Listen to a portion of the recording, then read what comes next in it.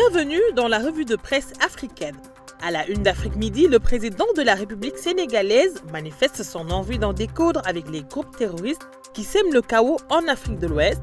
Lors du Forum international de Dakar sur la paix et la sécurité, Macky Sall a prôné une réponse ferme aux terroristes. Je cite, « La réponse militaire est vitale. On ne peut pas, avec des fleurs, régler les problèmes qui se passent dans le Sahel. C'est inévitable. Nous ne pouvons pas laisser le champ libre à des forces dont le seul objectif est de semer la mort et le chaos », préconise le président sénégalais, pour qui la réponse dont il parle doit être solidaire et globale pour ne laisser aucun sanctuaire aux groupes terroristes.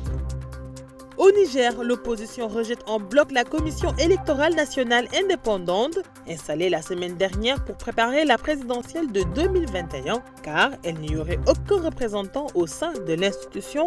Information à lire sur kwasi.com qui soutient que d'après ces deux coalitions politiques, le Front pour la restauration de la démocratie et la défense de la République et le Front des partis politiques non affiliés, la CENI a été conçue de toutes pièces grâce à une loi électorale non consensuelle et son installation est un non-événement.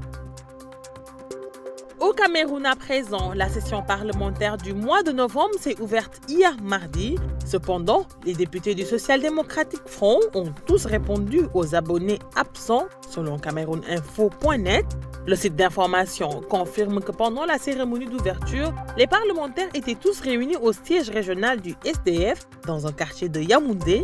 Le secrétaire général du SDF, Jean Touslemou, explique que cette décision de boycotter la cérémonie d'ouverture de cette troisième session parlementaire est la première action d'une série dont le but est de forcer la main au gouvernement afin qu'il trouve une solution durable à la crise anglophone qui dure depuis plus d'1 an. Nos confrères rappellent par ailleurs que la cérémonie d'ouverture de la troisième rentrée parlementaire au Sénat sera aussi boycottée ce mardi après-midi au Palais des Congrès à Yaoundé.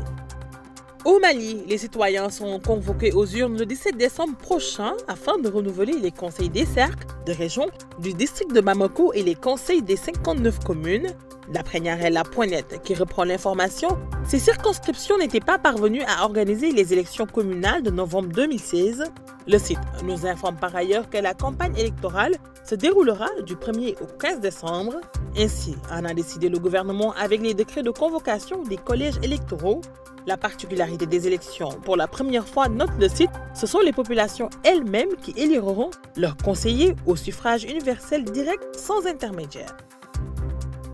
Et enfin, en République démocratique du Congo, le bilan de l'accident ferroviaire survenu dans la province de Lualaba est passé de 33 à 39 morts et plusieurs blessés, indique Radio Okapi. Ce train, qui transportait des marchandises et de personnes en provenance de Lumumbashi, se rendait dans la ville de Luena.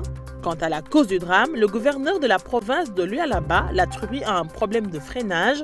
Richard Mouyej précise néanmoins que c'est la CNCS qui pourrait donner la véritable cause de l'accident. Il écarte aussi l'hypothèse d'un accident dû à la vétusté parce que les locomotives ont été acquises il n'y a pas longtemps. Cependant, aucun bilan définitif n'a été établi pour le moment. Bonne lecture.